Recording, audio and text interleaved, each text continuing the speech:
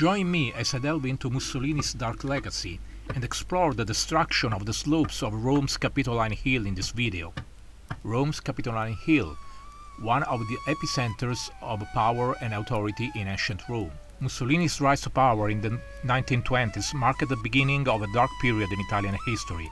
His fascist regime, driven by an insatiable hunger for grandeur and national fervor, set out to rebuild Rome as the epicenter of modern fascist empire. And what better way to assert dominance than by reviving the very symbol of Rome's ancient glory, the Capitoline Hill. The plans to renovate the hill did not meet resistance from historians, architects and citizens, as the obsession with isolating the Capitoline Hill had been cultivated for decades well before fascism. And then we remember that most obscene destruction of the Capitoline Hill was carried out starting in 1880 to build the monument of the first king of Italy, Vittorio Emanuele II. The destruction of medieval, Renaissance, Baroque and even Roman structures was a sacrilegious act which would have erased the very fabric of Rome's history. The present video that follows the introductory one, Rome's Hidden Tragedy, the violent reshaping by fascism, narrates the destruction in Rome between 1926 and 1930 of the district of Via di Tor de Specchi and the stripping of the Capitoline Hill. The works being carried out piecemeal around the Capitoline Hill and Piazza Venezia starting from 1926 are all aimed at realizing an old obsession of isolating the Capitoline Hill. This involved demolishing buildings to the right and the left of the Vittoriano in Piazza Venezia to open two roads.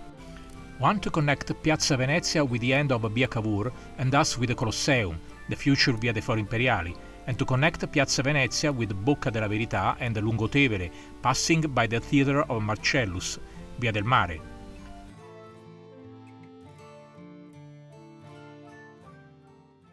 It begins in 1926 with the latter, the Via del Mare. The proposal of the Royal Commission for the isolation of the Capitoline Hill in 1919 were more or less adopted in 1925-26 variant, which however remained on paper. The largest works in terms of demolitions occurred to the west of the hill, to the right of those looking from Piazza Venezia, for the opening of Via del Mare, now Via del Teatro Marcello, Via Petroselli, on the ashes of what was then called Via Tor de Specchi. Here, between 1926 and 29, the devastation that began at the end of the 19th century at the foot of the Capitoline Hill and in Piazza Venezia for the construction of the monument to Vittorio Emanuele II was completed. The first section of the new Via del Mare, which was inaugurated on October 28, 1928, starts from Piazza dell'Araceli and descends towards the Theatre of Marcellus.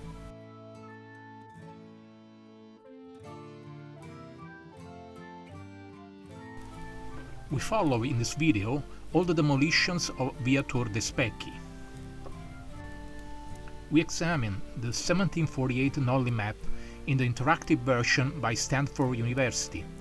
Until the demolitions of 1926-30, the neighborhood had remained unchanged in its structure, allowing us to understand clearly what was irreparably destroyed in just 4 years.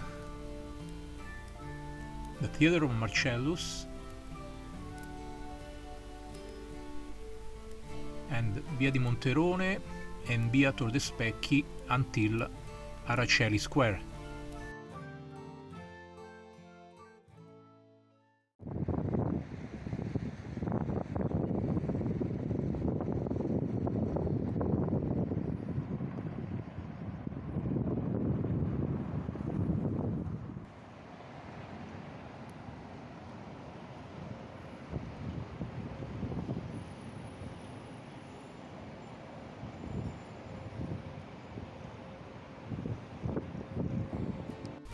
Beginning of Via Tor de Specchi from Piazza Araceli to the base of the Capitoline Hill staircase, before the demolitions, during the demolitions and today.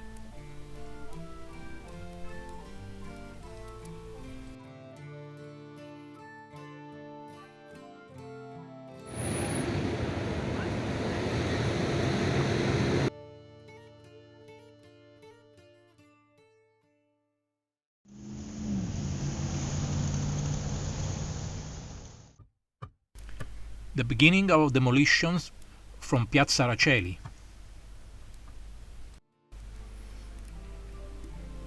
Via Tor de Specchi in the Giovan Battista Nolli Map of 1748.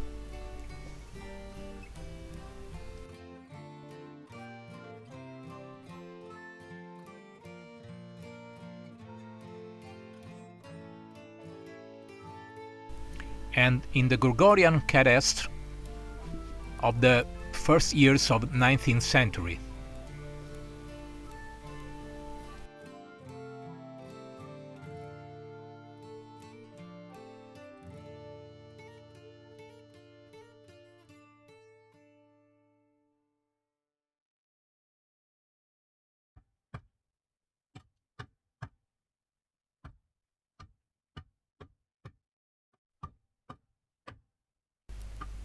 Here there was a neighborhood, full of life, people, art and history.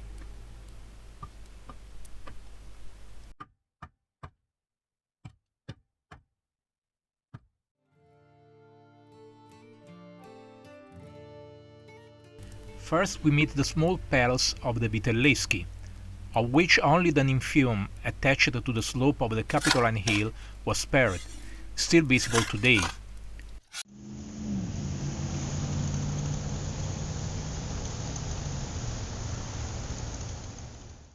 Surveyed and depicted by Letharwil in 1840, with its beautiful courtyard and nimpheum. The arched supporting wall of the upper terrace garden of Palazzo Caffarelli can still be seen today and is visible in the drawing of Letharwil.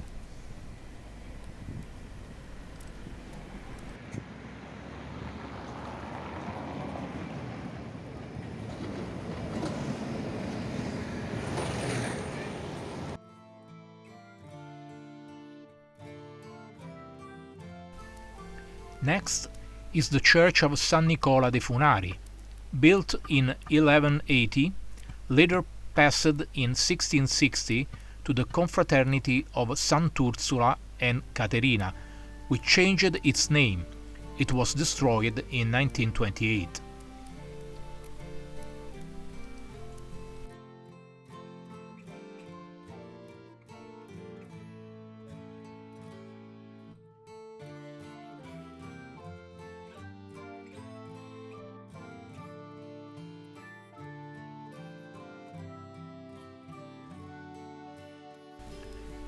Just after the church and before the small square of Tor de Specchi, one could access Via della Rupe Tarpea, and another space between the slopes of Capitoline Hill and the back of the church and the buildings of Via Tor de Specchi.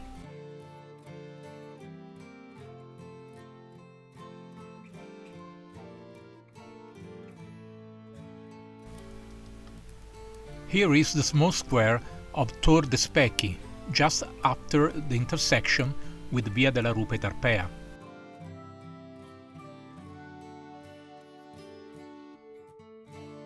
Paid scribes in a photo from the early 1900s, writing and reading for a fee for the many illiterate people of the time. The marble shrine with a depiction of Santa Francesca Romana, later dismantled and placed on the facade of the building opposite, the monastery of the Oblate of Santa Francesca, which still occupied the entire other side of the street, today Via del Teatro Marcello.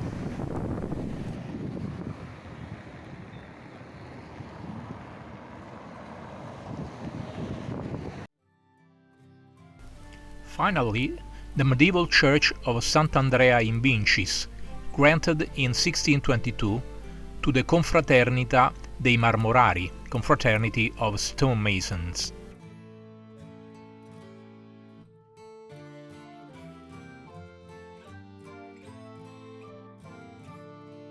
And so we reach the end of Via Tor de Specchi, at the corner with the Piazza Campitelli and the beginning of Via Montanara, but we will discuss this in the next video.